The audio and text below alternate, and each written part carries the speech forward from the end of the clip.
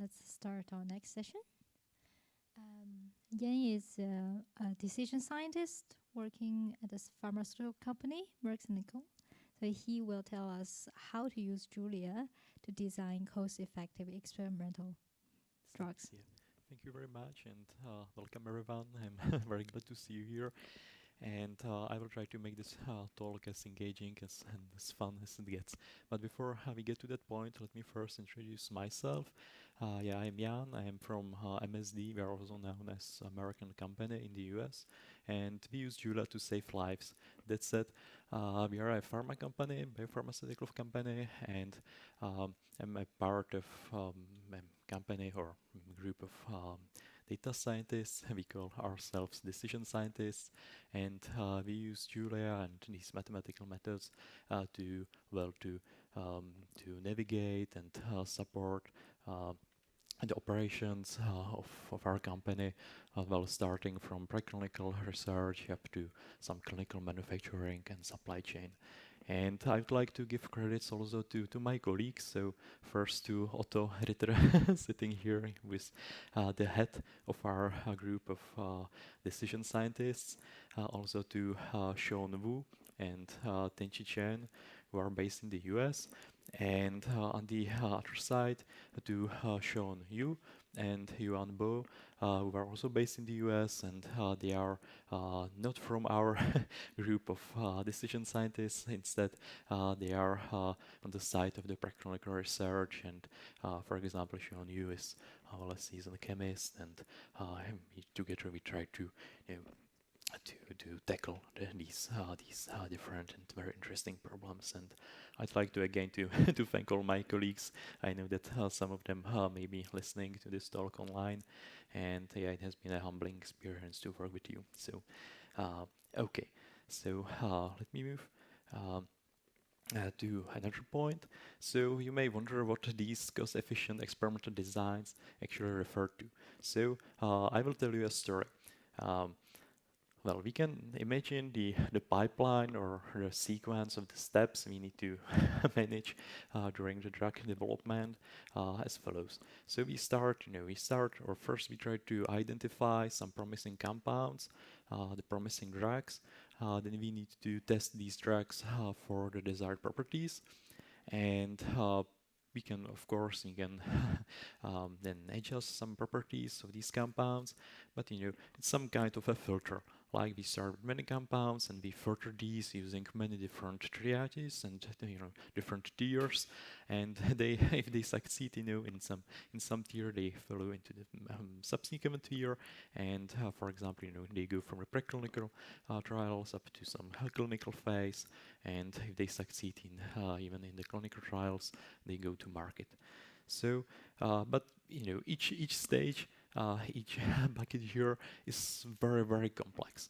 So let me zoom into the part of the practical research, and here.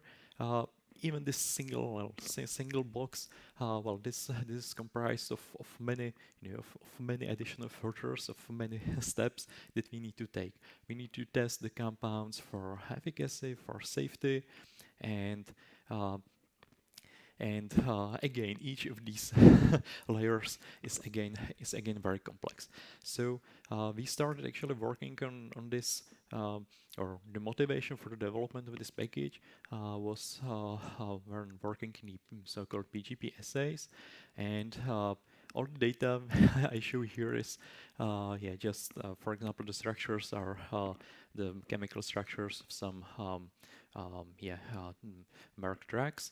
I took these structures simply for Wikipedia, so they are known, and also these so-called measurements. Yeah, these are just some some random numbers. So this is just for some illustration purposes. But anyway, the point is clear. Like you can imagine this is what the bench scientist in the preclinical research actually sees.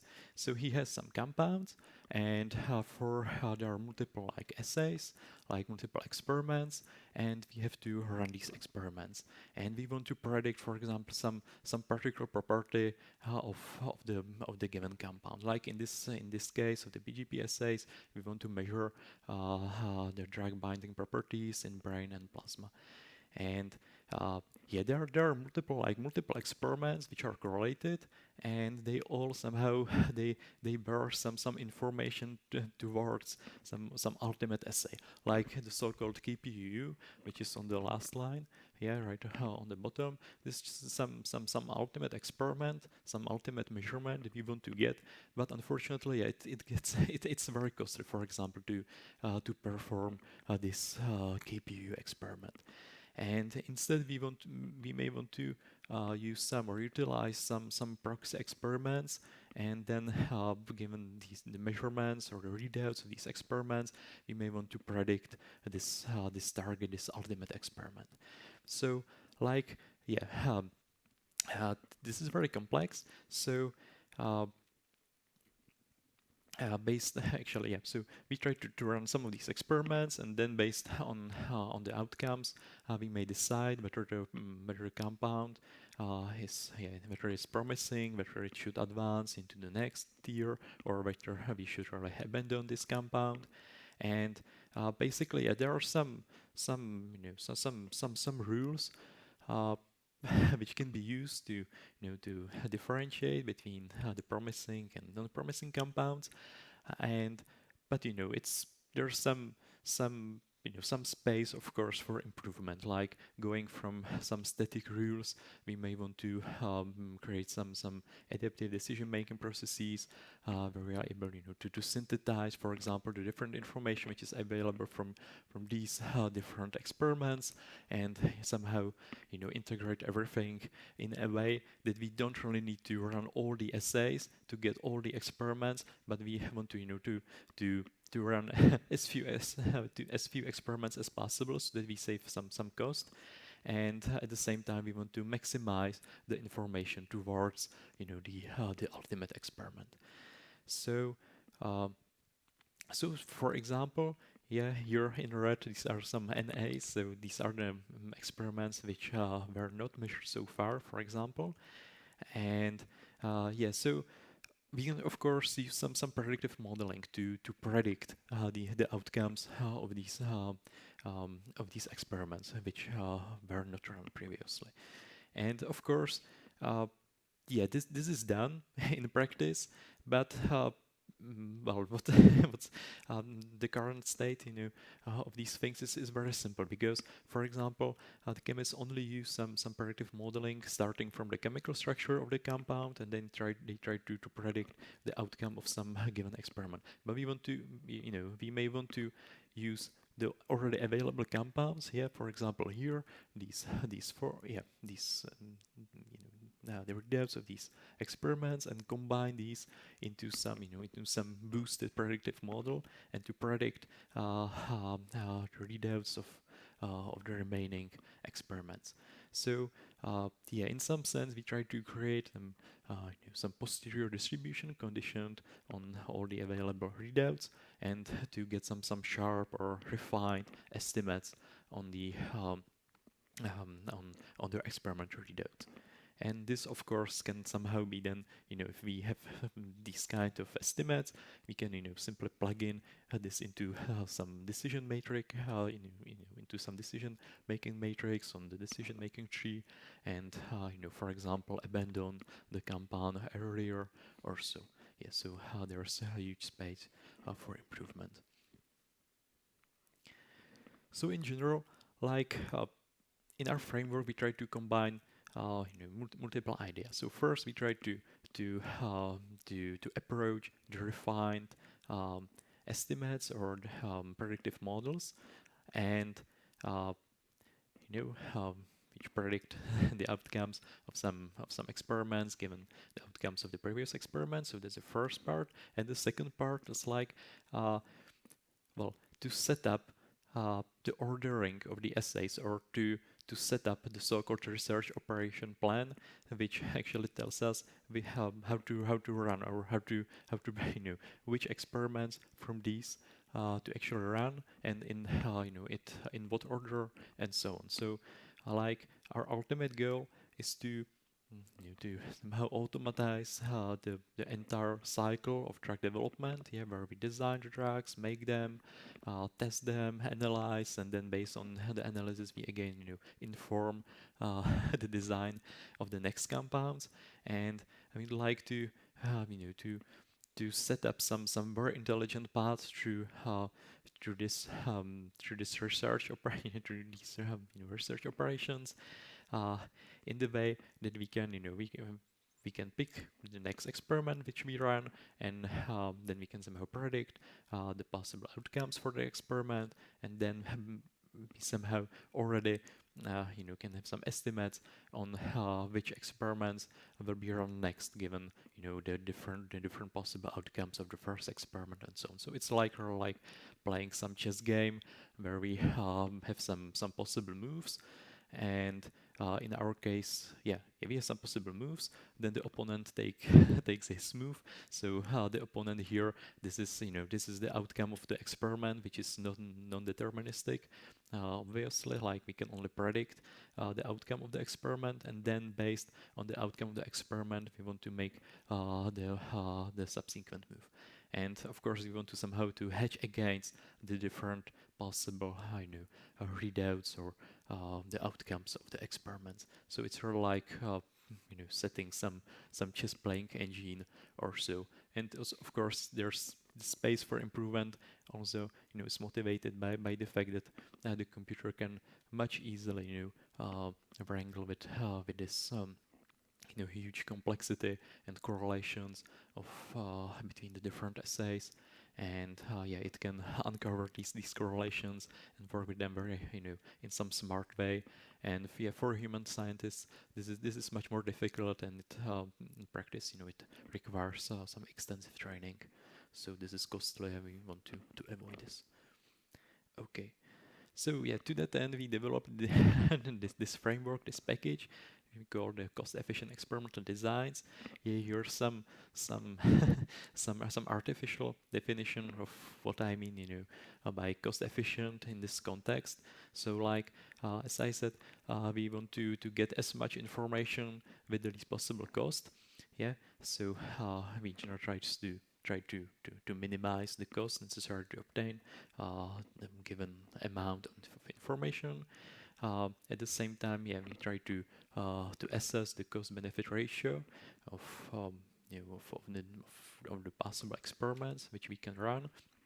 And the third bullet, yeah, this relates to the idea that I referred to on the last slide. So we want to not just pick one single best experiment which we are going to run, but instead we are trying to have some game plan, like yeah, so if we take this experiment, we want to already know have some projection or some idea what will be the next steps. Yes, so we try to make it in some clever way. Okay, let me now give you two examples. So I will use the glioma grading dataset. This doesn't really, yeah, this be different from the preclinical dataset that we are using internally, but yeah, we will be applying this CEEDesigns algorithms to this dataset as well in the area of drug safety, and basically we can restate. Well, the problem as follows. So just imagine we have some population of patients. We measure some genetic mutation factors for them, and we try to predict, or we try to classify the grade of the tumor, of the glioma, yeah, for the patients in this population.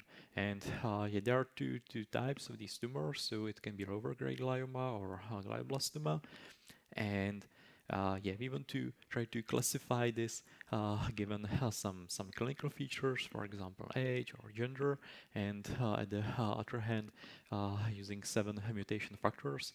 And yeah, these 7 mutation factors are something like, yeah, we can observe them, we can measure them, but at the same time, we have to pay for them.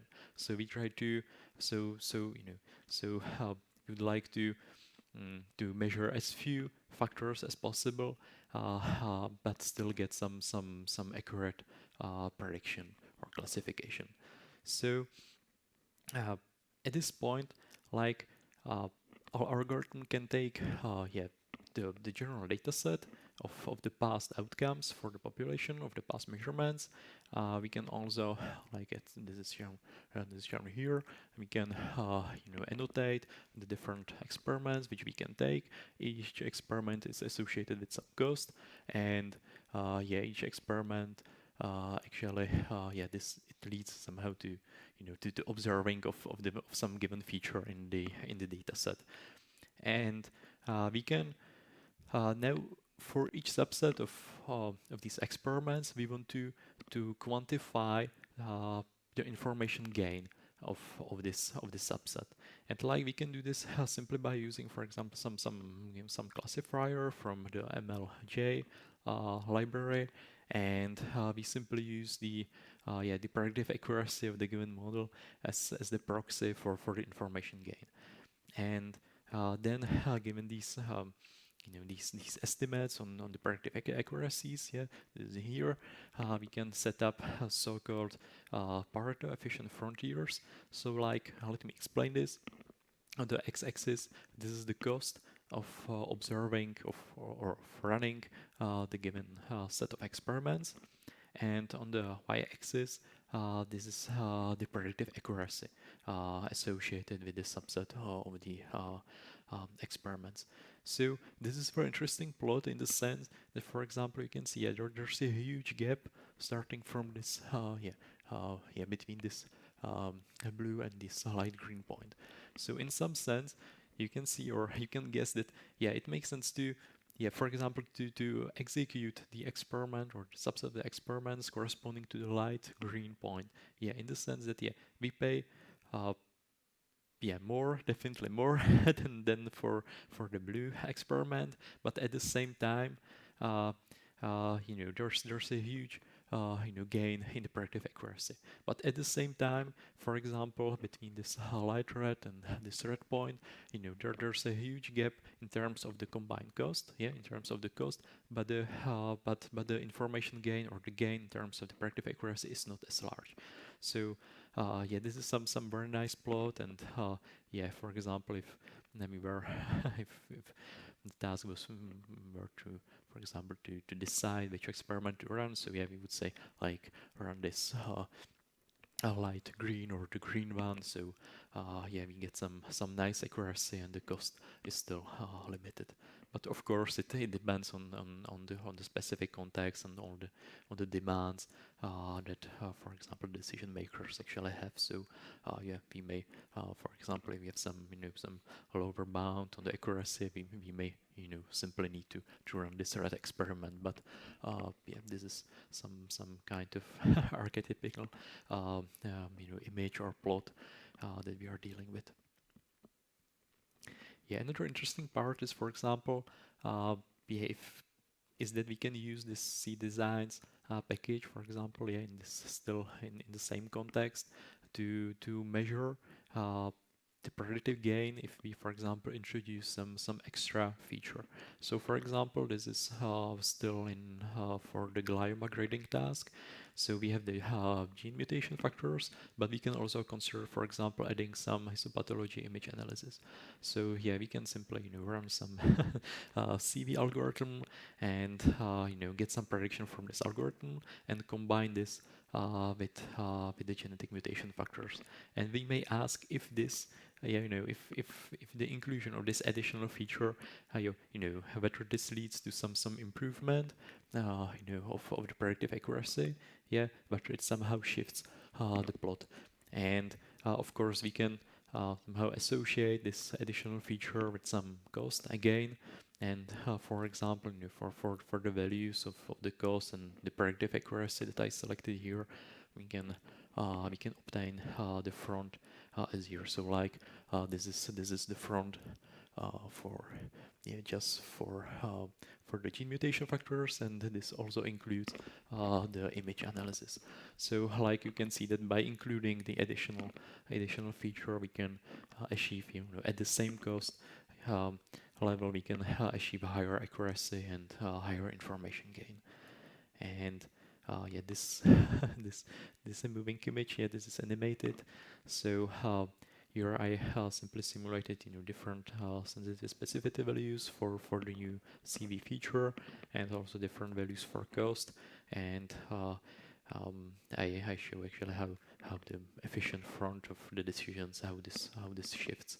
And yeah, so this is very interesting. Like for example, in the context of pharma research, like we can use sort of these plots to to assess whether we should, for example, develop some new detectors or some new experiments, and whether these experiments, because they are associated with some additional costs, yeah, whether this will actually increase our productivity, or whether it's worth it or not. So um, that's it. So basically, in this first part, so this is like first flavor, one flavor for of the CEEDesigns package. So in this part, we like assumed that we have some population of the patient, we have some measured values, and now like the algorithm can suggest which experiments to run for some next population of patients. Yeah, we assume that the next population, the coming population, will again follow the distribution of the previous population, and we want to to predict or classify the glioma grade for each new incoming patient. So like we set up some static design, some static ROP, which is in the sense that the triage or the different steps that we take are the same for all patients in the population. But we can do something more clever, of course. So let me consider this information value matrix. So yeah, we can assume like we have some experiments A, B, and C, and we have two subpopulations of some big population. And for example, we can assume that the experiment C, yeah, this is the information value, yeah, and that all the experiments have the same costs. So this is the information value or the information gain associated with experiment C, for the entire population. And we have experiment A, which has this higher information value for the subpopulation, but very low information value for this. And yeah, the same here. So like uh, uh, uh, like the idea is to dispatch on the specific population that we are testing. And for example, if we have population A, then we should run experiment or population 1, we should run experiment A, and for population 2, we should run experiment B. And we will achieve at the same cost, we will achieve a higher information gain. So to that end, yeah, we developed a so-called implicit Bayesian MDP algorithm for predictive triage. And in this experiment, we take some past outcomes of the experiments at the input. We also consider the different costs associated with the experiments, and uh, then we try to set up the predictive triage, like playing the chess, for each particular compound or patient that we are trying, to test. So we have some current states or some evidence available for the given tested entity, and uh, we can decide between the different actions that we can take. So like this is the yeah, the S and A. These are the mutually disjoint subsets of the actions which we already took and which we may took in the future, and then based on the previously available information, we try to to predict or to estimate the likely outcomes of the experiments which were not run previously, and uh, then again we try to to set up in the MDP fashion, like the predictive. We try to set up the experimental design in the sense, Yeah, like this is the search tree, for example. So we start from some initial state, and then we decide which uh, experiment to run next. So there are different options for the experiments. Then we sample the different outcomes given the posterior distribution. Yeah, we sample different outcomes for this experiment, and then again we do the same. And the general idea is to somehow to achieve some given uncertain threshold, like we have some good guess given all the information that we accumulate during this process, but we want to minimize, of course, the cost and the number of the experiments which we have to run. So to that end, we use the POMDP's package and the MCTS Monte Carlo research algorithm to do the search for us. So in the CEEDesigns package, we define the bindings from which define, for example, the transition functions and different sampling functions. For example, the sampling from these posterior distributions and so on.